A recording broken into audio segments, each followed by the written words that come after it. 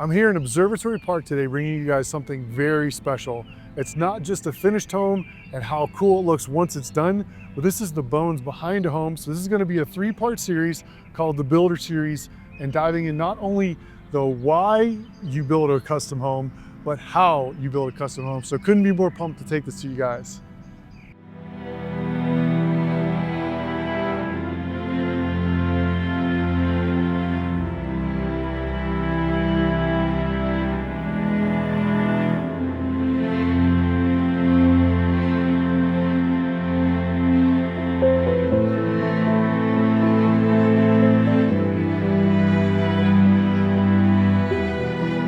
So what's up, guys? I'm here with Jason Hansen, the founder of Vertical Management Group, and they specialize in custom home builds. And obviously we're here in Observatory Park, but just tell us real quick, like what number one got you into this? Like what's your genesis of getting to this point today? Well, I got into custom home building for a love of it. I'm a Denver native. Yeah, I grew up in South Aurora and always loved the city and always loved construction. As part of that, I kind of went through my high school career and started doing trade work. Started as a tile setter, and so I built a lot of custom homes at that time in near Highlands Ranch and Piney Creek and South Aurora type of custom builds, um, and just found a love for the trades. So I learned to love the trades, and that love grew to learning and loving all the other trades. And in order to do that, I went up to CSU and got a construction management degree and did all different facets of commercial construction. Started my career as commercial construction, and then I had a love for residential home building, so I had a little bit more flexibility and a little bit more um, agency and the way I got to build and provide to a homeowner and an end user instead of a commercial entity. Yeah. So what's unique about this project? Obviously, we're in the pre-finish stage. Yeah. What's unique about this?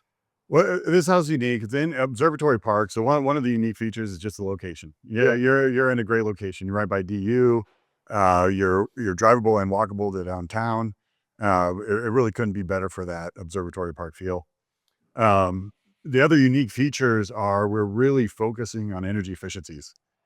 So not only have they raised the energy code in Colorado in general and Denver specifically, but we even go above that.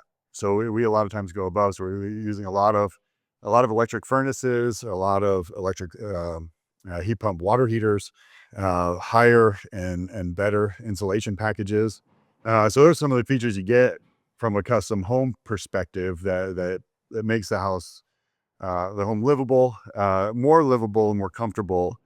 Something not necessarily you can see, but you can feel it once you get in there. And why is Observatory Park such an attractive neighborhood? It's been a long time. It's been attractive. DU college is down here, so not Yeah. only is it beautiful. I mean, you just have some. I would say one of the most beautiful campuses in the state, right here in town.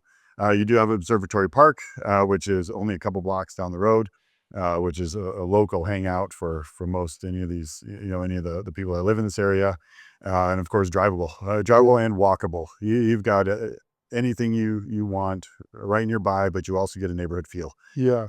So you're getting a suburban feel and with an urban walkability. And you're what, 2 minutes from I-25 here as Yep. well. So Yep. Yep. very easy to get wherever you need to go. Yeah. So Absolutely. cool. Well, let's dive into some of these features of why this home is different Yeah.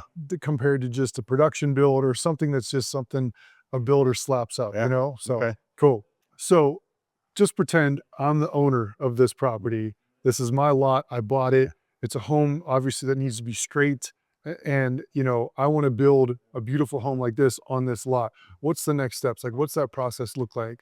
Well, the process starts by owning it. Sure. So you already got step one down. Check. You're right. Yeah. So the next step is, in a perfect world, you'd hire an architect, and that Mm. architect would give you some design input on what can be built here, how big, how wide, how narrow, how the How much size, does that shape. cost, by the way? Just out of curiosity. The conceptual drawings or the schematic is what we would call that. That'd be relatively inexpensive. It would be within $500, $500 to $1,000. Yeah. That would give you the massing. What can fit here? Does it hit the zoning? Is what your vision gonna be? Is it feasible? Yeah. From there, if you decide that it is feasible, this is something we can build or I can build, then you actually engage the architect 100%. At that time, it's in your benefit to have a general contractor on board to kind of curb what the architect's um, design ideas are. Sure. Right? 'Cause it's very easy to get out of control on budget and style and design. My job as a general contractor is to understand what they're putting on paper, having a general idea of the cost of that. Whether it's giant clear story windows, okay, that might be too expensive. So if we dial that back in, now we can get into a price point that you're budgeting. Sure. At that time, then we're starting to go over a high level of the budget. Do X amount of dollars you have to spend? Are you going to land in that that area of financial ability? Yeah. And then we work with the owner and the architect to make sure that the end product is on track, budget wise and design wise. And so for someone who doesn't know, the terms general contractor and builder are pretty much interchangeable, right? Yes. Okay, cool. Yeah. General contractor and builder are interchangeable. I guess the builder came where in the past, the builder a lot of times self-performed some trades, and some builders still do self-perform some trades. But more than likely, the general contractor is who you're going to be engaging with. So I got the lot. I've got my plans now. What's the next steps? Obviously, I need to hire a builder, or I do it myself. But the problem with that, I probably don't know what's going on. Yeah, yeah. So it is feasible to build yourself, but it's really difficult. Sure. And most of the difficulty comes is understanding the city codes. You got to understand the city codes. You got to understand the inspection process. You got to understand the contractors. I know at my company, I've been building for over 15 years here in Denver specifically. And the contractors I use, electrician and plumber and framer, I've used them for many years. Yeah. So I know them where, we've got a working relationship. I understand the quality they're going to get for the price that they're charging.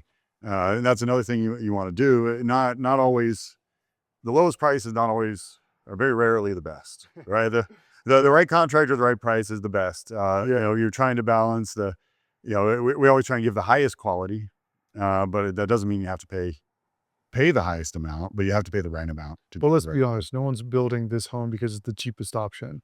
They want to build a home that they love, right? Absolutely. And in the custom world, you are trying to build a house that you love. We can all buy homes all over Denver, wherever. You don't need to build a custom home for sure. Yeah. You want to build a custom home, and you want it because you want to build a custom home because the finishes are what you want. The cabinets are how you want.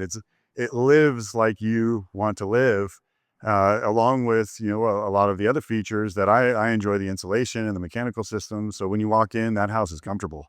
So not only does it look how you want, it feels how you want. And then it's really intangible. Yeah. It's an intangible part of the house to feel good in a house. It's hard to know why you like it that much, but Yeah. you do because it's built in a better way. So I've got the lot, I've got the architect, I've got the builder now. What's the next step? Like, what does that look like? The next step is you'd want to engage a designer. Yeah. So building is truly an industry where Interior designer, right? Interior designer. Yep. Yeah, Okay. interior designer. Sometimes it's an architectural designer, but somebody who's coordinating the finishes to the house, the cabinets, the tile, the pulls on the hardware, the lighting, temperature. Like, there's so many things that have to come together, and Texture on the walls. the texture on the walls. Yeah, the Carpeting. carpeting, how the windows sit against the siding, how the threshold and any transition between materials. Somebody has to coordinate all that. And building is still very much an industry where if you pay up front, you will save at the end.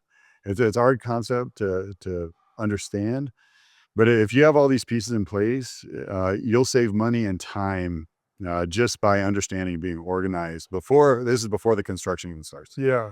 Interesting. So like, I got the lot, got the architect, got the builder, got the interior designer now. Yeah. How long am I looking at till I get to have my home? Like on average? On average, you're looking at about 12 months in Denver, maybe a little bit more, 12 to 14.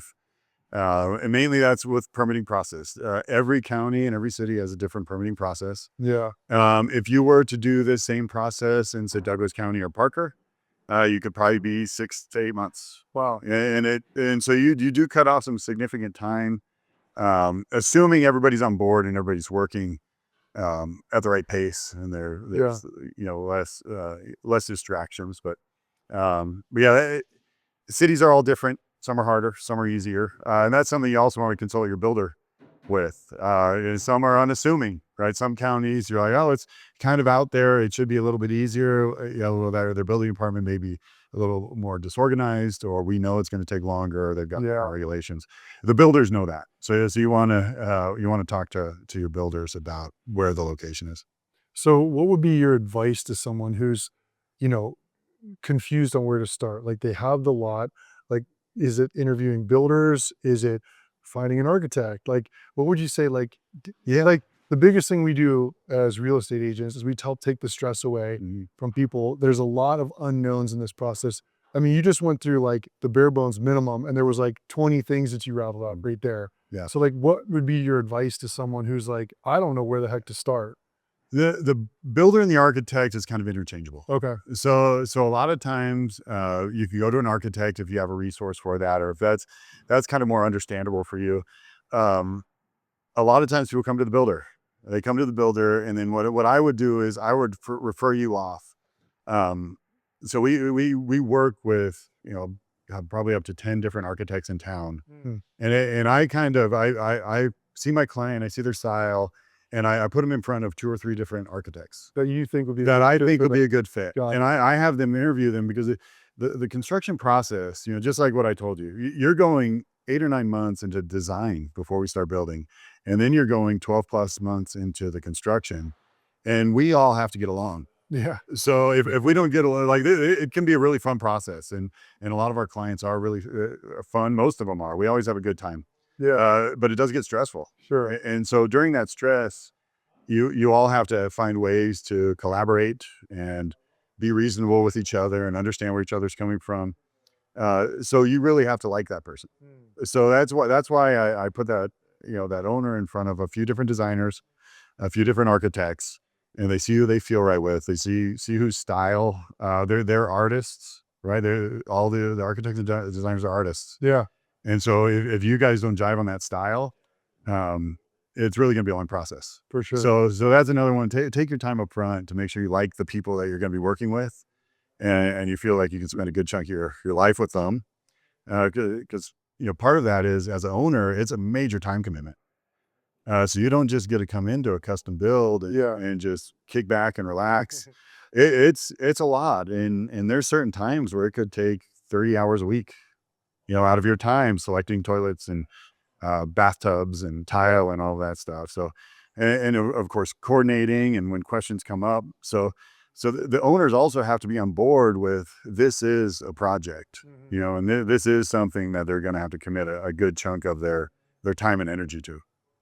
Man, we just remodeled our laundry room, and it took us like a day to pick out paint colors. So I couldn't imagine like doing a whole house, but then you have to make it cohesive. So I'm with you on that. Like, hiring a true pro is like the benefit of that, so you need guidance. The whole thing is guidance, and you have to be active in that guidance. And they said, paint colors could be a whole day, and you got to learn to have fun with it. You spend a day picking appliances and have some drinks and have some lunch and make it fun. Yeah. Because if it's a homework assignment every day, you're going to wear yourself out, and then the end product will show it. Yeah. If you're worn out, your end product will show it.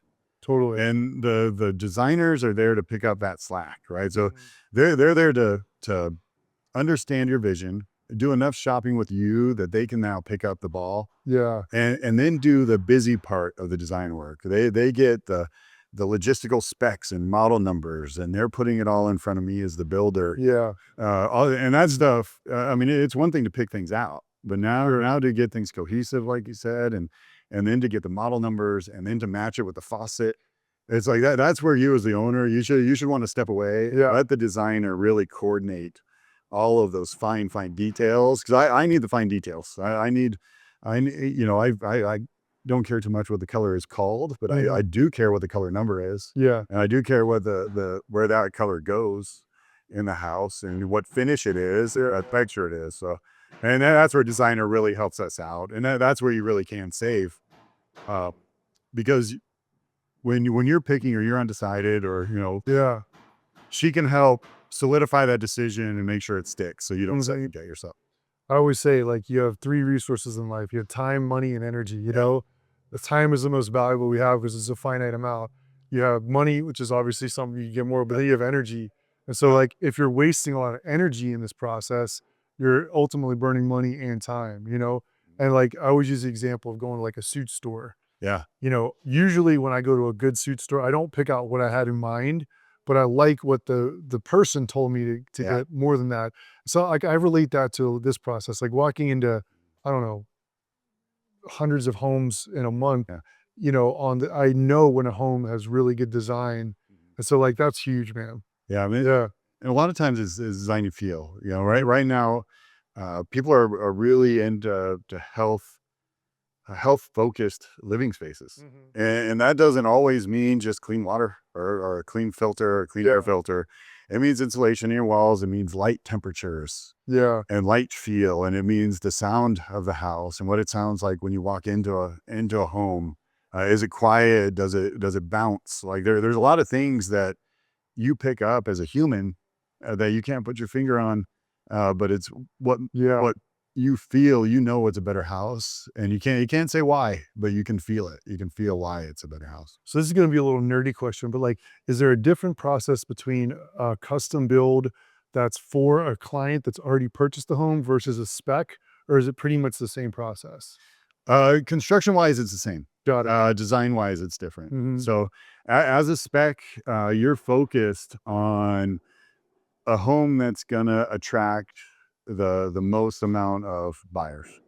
You're trying to put the right details in the right place to attract the right buyer at the price point that you're building for. Yeah. So you've got to put a lot of your own personal opinions aside, and you've got to do what is the best. It can't always be the very, it can't be the newest, best trendy thing, because that's not going to catch all the buyers. But it also can't be what everybody's done at the same time. Yeah. So you really have to be careful on the design of a spec house Yeah. to collect that right buyer, and you also have to match the other houses in the neighborhood and exceed them. Right. So you not only have to be as good or better built as the next ones, but Yeah. you've got to have a proven difference. You've got to have that one edge up that says, hey, out of these three houses of the same price in the same area, this one feels better. This one is different for Hmm. reason.